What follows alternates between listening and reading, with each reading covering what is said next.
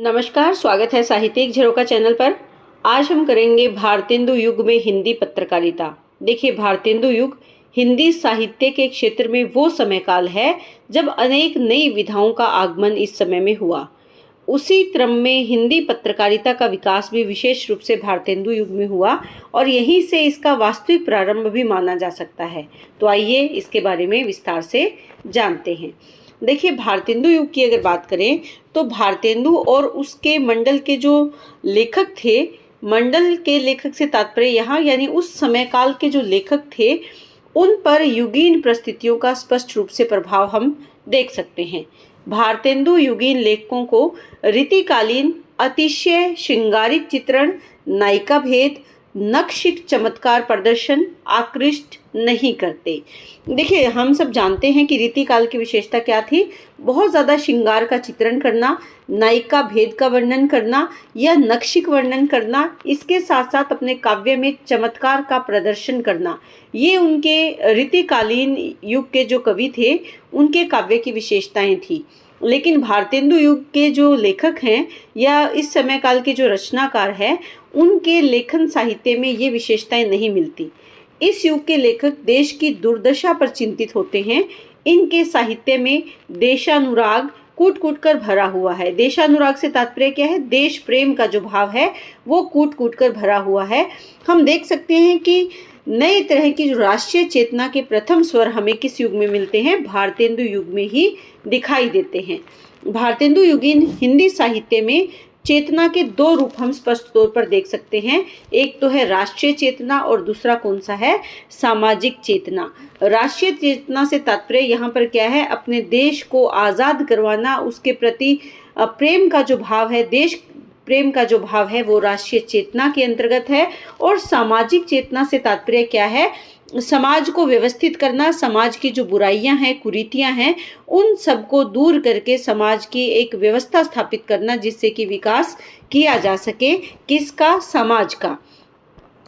इस युग में जो लेखन साहित्य था उसमें जो मुख्य बातें ध्यान में रखी गई या मुख्य जो विषय रहे, पहला हम यहाँ पर देख सकते हैं राष्ट्रीय चेतना का स्वर इस समय काल में विशेष रूप से इस समय के लेखन साहित्य में देखा जा सकता है। दूसरा है अंग्रेजी राज द्वारा जो आर्थिक शोषण किया जा रहा था उसका विरोध इस साहित्य या इस समय काल के रचनाकारों के द्वारा किया गया है। सामाजिक चेतना का स्वर इस समय काल के रचनाओं में देखा जा सकता है। भारतीय समाज में जो फैली हुई बुराइयां हैं, जो रूढ़िवादिता है, उसका विरोध भी इस समय काल के रचनाकारों के द्वारा अपनी रचनाओं के माध्यम से बखूबी किया गया। ये रूढ़िवादिता और बुराइयां क्या है? जैसे बाल विवाह है, पर्दा प्रथा है, नारी अशिक्षा है, धार्मिक पाखंड है, ये वो सामाजिक कुरीतियां थी जो समाज को खोखला कर रही थी। इन सब का ये खंडन करते हैं, विरोध करते हैं। भारतेंदु युगीन अगर हिंदी पत्रकारिता की बात करें तो इस समय के जो पत्र पत्रिकाएं हैं वो चेतना के वाहक हैं, यानी उस समय काल के जो लोग हैं उनको जागृत करने का कार्य पत्र पत्रिकाओं के माध्यम से किया गया। भारतेंदु युगीन रचनाकार पत्र पत्रिकाओं के माध्यम से साहित्य को समृद्ध करते हुए देश की सेवा कर रहे थे। भारतेंदु युग के प्राय सभी महत्वपूर्ण साहित्यकार स्वयं ही पत्र पत्रिकाएं निकाल रहे थे। इस युग में 2 दर्जन से ज़्यादा पत्र पत्रिकाएं निकल रही थी। इसमें सबसे पहला नाम हम भारतेंदु हरिश्चंद्र का ही ले सकते हैं। इन्होंने सन 1868 ईस्वी में कवि वचन सुधा नामक पत्रिका निकाली। इसमें साहित्यिक रचनाओं के साथ साथ सामाजिक, आर्थिक और राजनीतिक विषयों पर अपने विचारों की अभिव्यक्ति की गई और उन पर टिप्पणी की गई। इस पत्रिका में उन्होंने विलायती कपड़े का बहिष्कार करने की अपील भारतीय लोगों से की और जो ग्राम गीतों के संकलन की योजना भी इस समय काल में देखी जा सकती है। तो ये समय काल कौन सा है? तो इस समय जो पत्र पत्रिकाएं निकल रही थी, जिसमें सबसे पहले हमने यहाँ पर कवि वचन सुधा की बात करी, वो उस समय की जो परिस्थितियां थी, चाहे सामाजिक, आर्थिक, राजनीतिक, इन्हीं परिस्थितियों या विषयों पर वो अपनी टिप्पणी करते थे। किसके माध्यम से? अपनी पत्रिकाओं के माध्यम से। इसी पत्रिका में उन्होंने विलायती कपड़े के बहिष्कार, देखिए हम सब जानते हैं कि उस समय में जो बाहर से कपड़े आते थे या जो विलायती वस्त्र थे उनकी होली भी जलाई गई थी, तो उसका प्रभाव या उनका बहिष्कार भी यहाँ इस पत्रिका के माध्यम से भारतेंदु जी ने किया। इसके साथ साथ उन्होंने जो ग्राम गीतों के संकलन की योजना भी प्रकाशित की। जो ग्राम गीत हैं हमारी भारतीय संस्कृति से जुड़े हुए हैं, उनका संकलन करना और उनको किस में प्रकाशित करना, अपनी पत्रिका के माध्यम से उसको प्रकाशित किया।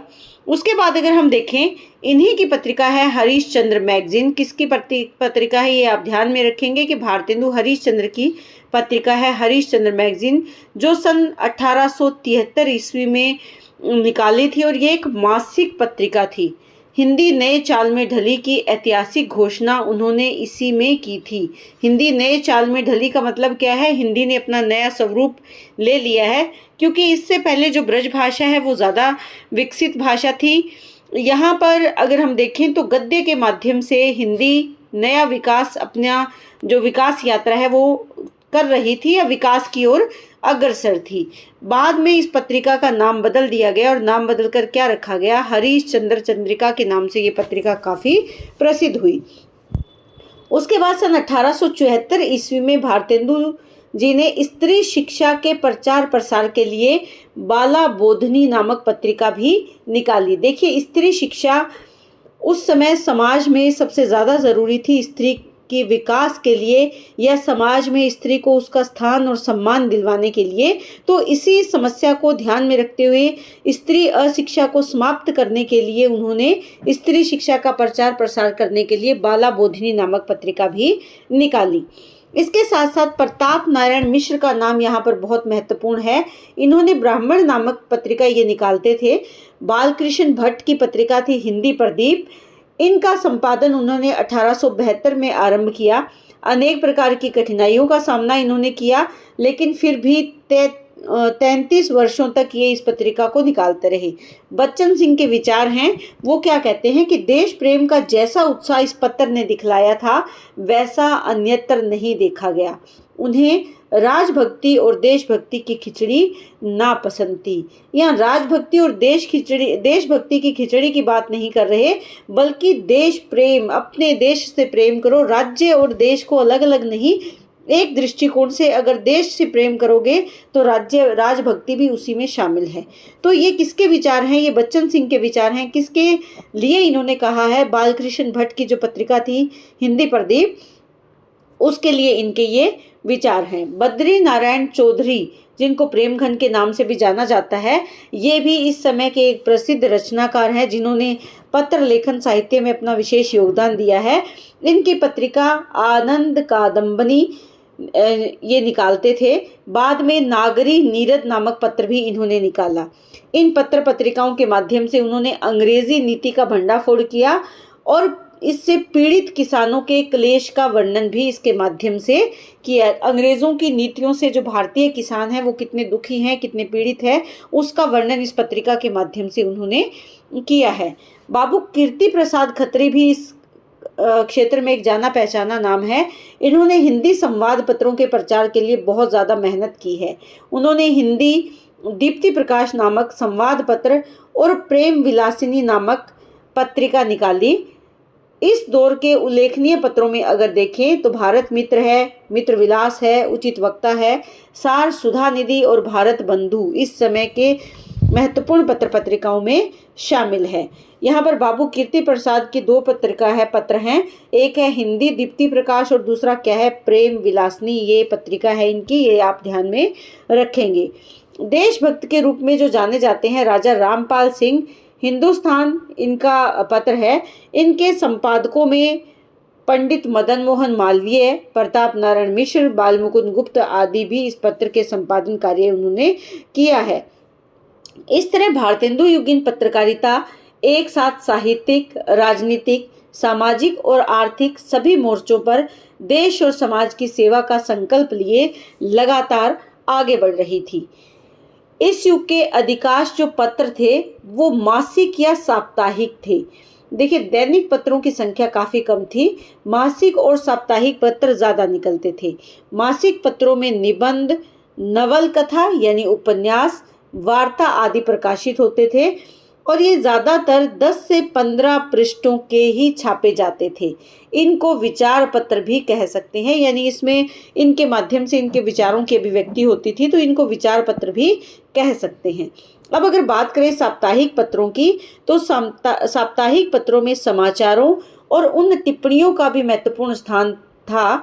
वास्तव में दैनिक समाचार के प्रति उस समय विशेष आग्रह नहीं था, यानी विशेष मोह नहीं था या विशेष ध्यान ये नहीं देते थे। इसीलिए इन दिनों साप्ताहिक और मासिक पत्र कहीं अधिक महत्वपूर्ण थे। उन्होंने जन जागरण में अत्यंत महत्वपूर्ण भाग लिया था। किसके माध्यम से? इन पत्रों के माध्यम से। इस समय काल के जो रचनाकार हैं, उन्होंने अपने पत्रों के माध्यम से तत्कालीन परिस्थितियों से लोगों को अवगत कराया, जागरूक करने का प्रयास किया। और ये पत्र ज़्यादातर मासिक पत्र के रूप में या साप्ताहिक पत्र के रूप में ही प्रकाशित होते थे, क्योंकि देखिए उस समय दोनों ही चीज़ें, एक तो परिस्थितियां विपरीत थी। अंग्रेज सरकार के रहते अगर पत्रों का छापना और प्रकाशित करना भी अपने आप में एक जोखिम भरा काम था। दूसरा, उस समय में इतनी ज़्यादा अगर कहें कि जो उनकी वित्तीय जो संकट इनके सामने रहता था, वो भी एक महत्वपूर्ण समस्या थी। तो इसीलिए ज़्यादातर ये मासिक और साप्ताहिक पत्रों पर ही ध्यान देते थे। तो उम्मीद करती हूँ कि भारतेंदु युग में जो पत्र साहित्य प्रकाशित हुए या जो पत्र साहित्य चल रहा था, उसका समाज में क्या योगदान रहा और कैसे समाज के लिए वो महत्वपूर्ण सिद्ध हुए, उसके बारे में आज हमने जाना। और उम्मीद करती हूँ ये प्रश्न आपको बहुत अच्छे से समझ में आया होगा। बहुत बहुत धन्यवाद।